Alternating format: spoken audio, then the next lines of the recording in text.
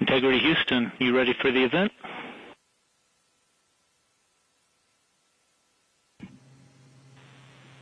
Houston Integrity, we are ready for the event. ABC News, this is Mission Control Houston. Please call Integrity for a voice check. Integrity, this is Gio Benitez at ABC News. How do you hear me? Outstanding. We have you loud and clear. How about us? I hear you loud and clear, and I truly cannot believe it. You are quite literally on the way to the moon right now and still speaking with us. Tell me, how do you feel? What's going through your mind? I mean, this must be so incredible because have you allowed the weight of the moment to really fit in here? Have you allowed that to happen? Well, first and foremost, we all wanted to give a shout out to our families first because we are pretty far from Earth and we have not gotten to say hi to them yet. But there was a moment about an hour ago where Mission Control Houston reoriented our spacecraft as the sun was setting behind the Earth. And I don't know what we all expected to see in that moment, but you could see the entire globe from pole to pole. You could see Africa, Europe, and if you looked really close, you could see the northern lights. It was the most spectacular moment, and it paused all four of us in our tracks. What has been most surprising to you about this so far?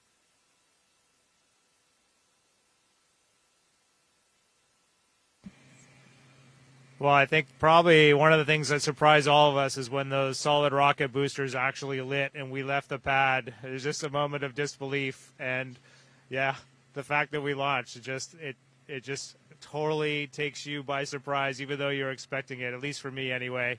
And I just had a huge smile across my face. Did it feel different? Because I can imagine that's such a powerful rocket. That must have felt different for you.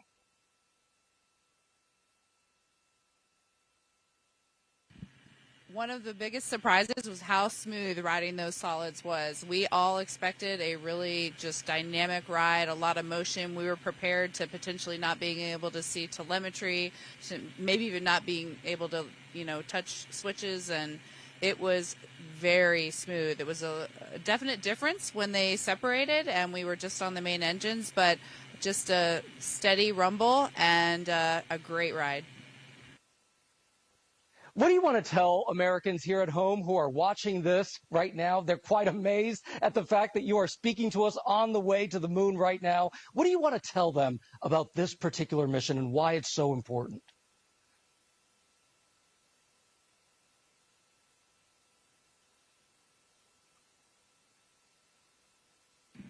First and foremost, I would just like to say thank you. Your support and trust in us has enabled this, and so many people that have worked for so long to make this possible. But also, we're just getting started. We've worked really hard, and even though we were a little surprised to actually launch yesterday, we have a lot of mission left ahead of us. And so I really want to tell them, stay tuned and keep tabs on what's going on. NASA's doing a great job of communicating all the things to come.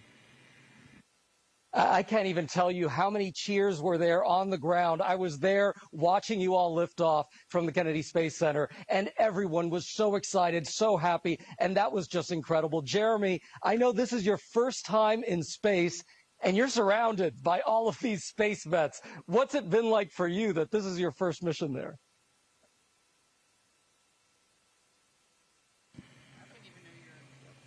There has been a tremendous amount of disbelief for me. It's just so extraordinary. I just kept saying to them yesterday, I really like it up here. I wish I could have got here sooner. It's just such a tremendous place to be. The views are extraordinary. It's really fun to be floating around, and it just makes me feel like a little kid. I heard that there was a little bit of an issue with the toilet. Which one of you was the plumber?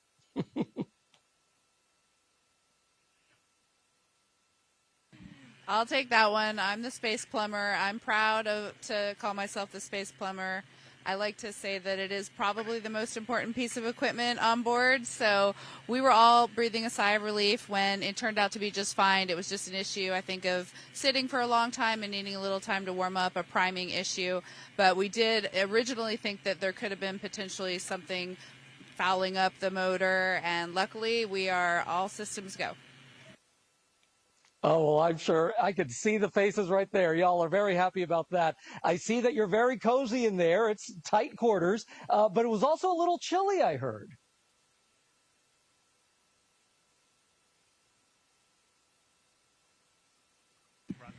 It is quite cold, and yeah, we're wishing we had the lower temperature sleeping bags with us. But right before this PAO event started, I pulled my knit cap off, and I'm ready to put it back on. But Houston's been working with us to change fan speeds and temperature set points, and we've actually been able to warm it up a lot better in the last half a day or so. Our last nap before TLI, we got a lot more comfortable. Well, that's a really interesting question. How is it that you take a nap in there? What does sleeping even look like?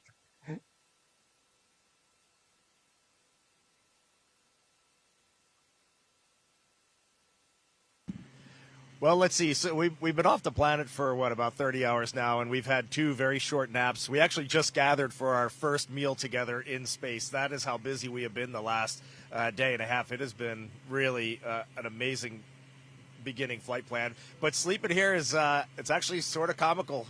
Christina has been sleeping heads down in the middle of the vehicle, kind of like a bat suspended from our docking tunnel. Victor's been up where Jeremy is right now. He's got a nice little nook wedged in there. And then Jeremy has been stretched out on seat 1, and I've been sleeping under the displays just in case anything goes wrong. It's more comfortable than you would think, and it's nice. It's nice to sleep in weightlessness again. Every time I was dozing off last night, I had that image that I was tripping off a curb and I was waking myself up. So my body's getting reacclimated. It's been a few years since I've been up here. I've heard it's the best sleep up in space. Do you feel the weight of history knowing that you're going to be traveling farther than any other human?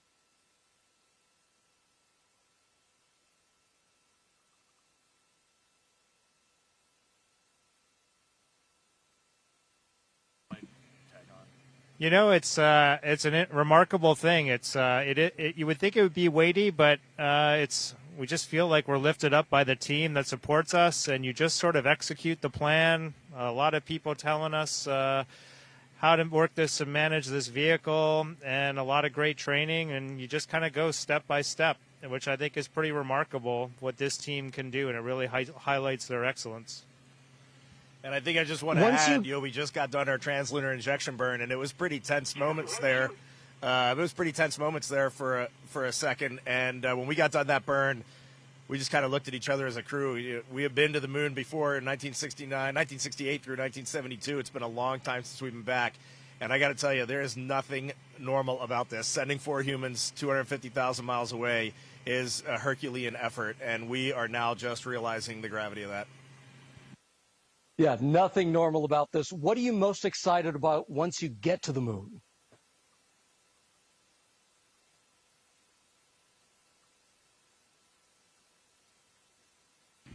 Having just experienced incredible views of planet Earth and seeing the entire planet out the window in one pane, knowing that we're about to have some similar views of the moon in that same way is definitely getting me more excited for it. I knew that is what we would see, but there's nothing that prepares you for the breathtaking aspect of seeing your home planet both lit up bright as day and also the moon glow on it at night with a beautiful beam of the sunset, and knowing that we're going to get similar views of the moon.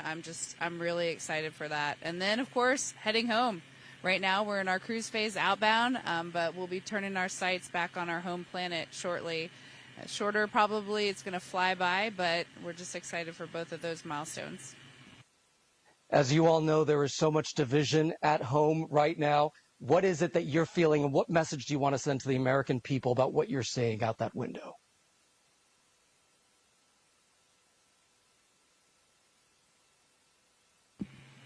Well, the first thing I would say is trust us. You look amazing. You look beautiful. And from up here, you also look like one thing. You know, Homo sapiens is all of us, no matter where you're from or you know, what you look like. We're all one people. And so, you know, this mission, one of the things that's amazing about being around and just being an astronaut, you know, serving our countries at this time is that we get to give ourselves a mission that we can hold on to say, hey, look at what we did for the rest of our lives. You know, we call amazing things that humans do moonshots for a reason, because this brought us together and showed us what we can do when we put, not just putting our differences aside, when we bring our differences together and use all the strengths to accomplish something great. And so this mission will give us one of those that we all can remember and hold on to for the rest of our days. And I hope people will tune in and give us a chance. Integrity, what an honor to speak with you. Thank you so much.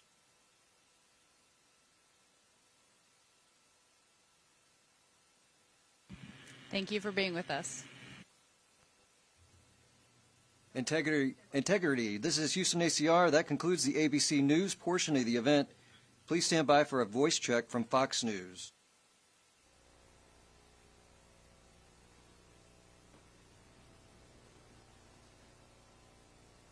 910 ready. Integrity, this is Trace Gallagher with Fox News. How do you hear me?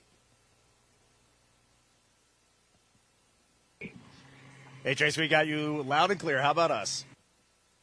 I've got you loud and clear. I want to explain to the audience that there is a 4-second delay, so there'll be some pause between the questions and the answers. Congratulations.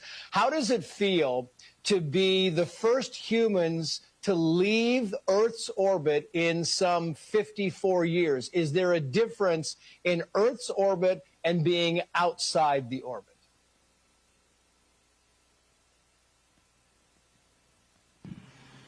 Well, we are still technically in Earth's orbit, although we did just do our translunar injection burn, and so we are definitely 100% on our way to the moon. The lunar gravity will take over in a couple of days here and start pulling us around the far side. At the end of our translunar injection here about an hour and a half ago, we just really looked at each other, and I know the United States has done this 1968 through 1972, but this is unbelievable that we can put our minds to something and pull it off. This is an unbelievable technical accomplishment. Yeah, I mean, it really is unbelievable to us. We watched this thing. It was just this flawless launch, and it was unbelievable to watch. And what really fascinates me about this is that you, in a few days, will become the first humans to travel the farthest in space, more than anybody else has ever done. It took us a long time to get back here, and now we're about to exceed that. Is that a moment of pride? Is it a moment of history? How do we feel about that?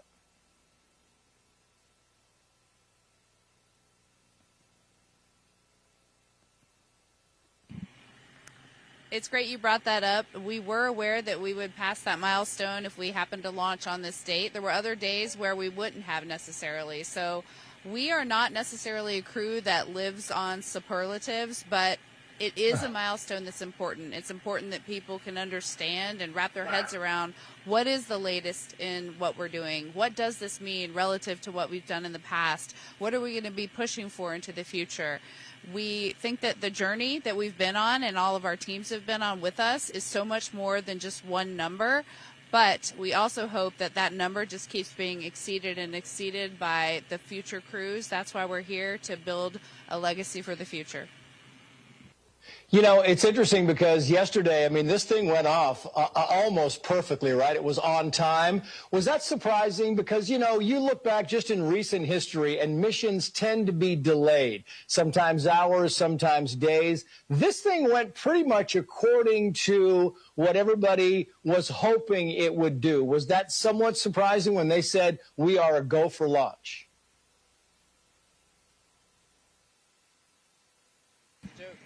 Yes. You know, it was surprising. I think we were, you know, we like to say that we're prepared without having an expectation. But, you know, in the back of your mind, you kind of hope you launch. And then when we got really close, it was like, wait, we're getting ready to go to space. And when those solids lit, you know, it was a ride where you're trying to be professional, but the kid inside of you wants to break out and just hoot and holler. But what I wanted to say about that was, our exploration ground systems team, our launch control team, they have had some time to practice since February and March and really dial in their procedures and learn and grow. And so I just want to give them some credit. It was an example of how hard they've been working lately that we launched. And it even though we didn't get to really watch, but it felt beautiful. Yeah, they should give themselves a big round of applause because it really, I know it felt beautiful. It certainly looked beautiful. Very quickly, Victor Glover, while I have you on the microphone, we are broadcasting across the nation, but we're focused. We're based in Los Angeles. And I thought since you were from Southern California, maybe you'd like to give a shout out to your friends and family here. Oh, well, of course. My mom lives there, my grandparents, all the cousins, aunts, and uncles, and just everybody in California. Thank you for all of the support and the love for all of these years. So many of my career milestones happened in that special place. That will always be home, no matter where the government sends me. You're going with us. How has it been? Yeah, how has it been on board now for your first night? I know you haven't gotten much sleep. They keep waking you up. They kind of send out the songs they are doing. And I hear, Christina, that you are somehow sleeping upside down or face down. Maybe you can explain that to us. Sure. Yes, it has been a great couple of days just learning how to live in Orion. And I would love to give a quick shout out to our families before we keep going on with the questions, just because we haven't had a chance to say hi to them. And it's just so great to have had their support building up to the launch. And we miss you guys already. Living in Orion isn't quite the same as being at home with our families, but yes, some of the exciting things are the burns that we do. They kick off with such an acceleration that most things that you see Velcroed around that aren't actually fastened down all fall down to the floor of Orion. But speaking of floors and ceilings, it actually is just all by convention only. There is no difference between up and down. And so, yes, I've been sleeping with my feet there and my head down here, and it's very comfortable. I think I'll probably stay there the whole mission unless someone kicks me out. So we're finding out how to make this space capsule a home. Maybe we can hand it to Jeremy Hansen here. And, Jamie, you can also say hello, give a shout-out to your family. And I'm wondering, while you do that, if you'd like to tell us if there have been any glitches, any problems. I know we heard there was some kind of an issue with the onboard toilet, but beyond that, are we good so far?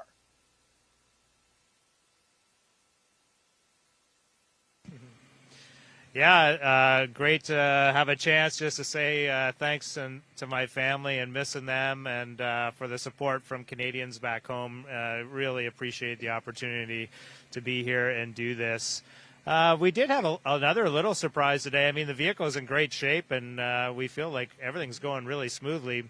But on our way to the translunar injection burn inside of 20 minutes, we did get warning message that emergency message for cabin leak suspected, which grabs your attention because this is right when you're coming through some of the higher density orbits and you might run into something.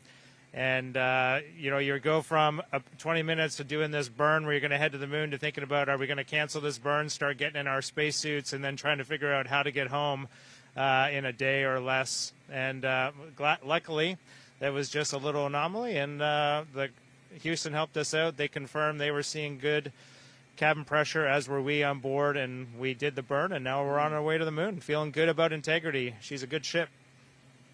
It's going to be fantastic. Reed Weissman, you are the commander of this mission. Maybe you'd like to give a shout out to your family as well. And I'm wondering, the responsibility, does it weigh heavy on you? Do you feel like, I'm just not going to go to sleep. I'm going to make sure that we do everything we need to do. What is it like to be the commander of something so historic and something that people have been waiting for so long?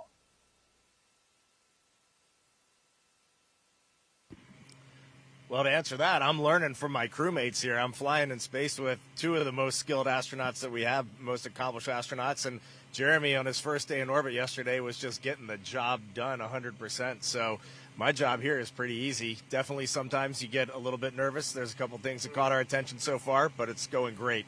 And my job is very easy. I am definitely getting pulled along by my crewmates. And then you gave me the opportunity. I'm taking it. Say hi to my family, my dad back in Maryland, and my brother probably heading home to Washington, and then everybody back in Houston. My daughters, my girlfriend, everybody's doing great back there. Thank you.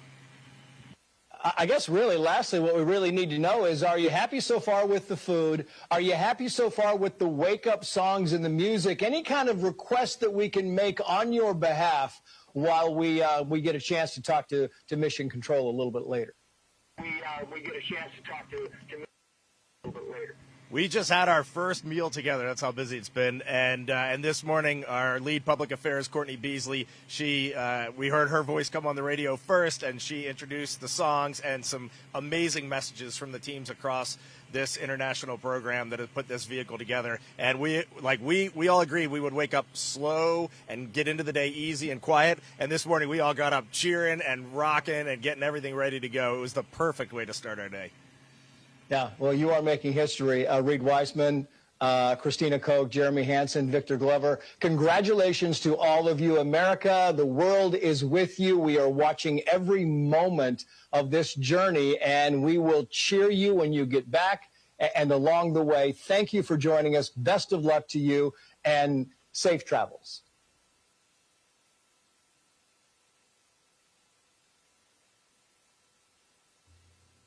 Integrity. This is Houston ACR. That concludes the event. Thank you. And thank you to all participants. Integrity, we're now resuming operational audio comm.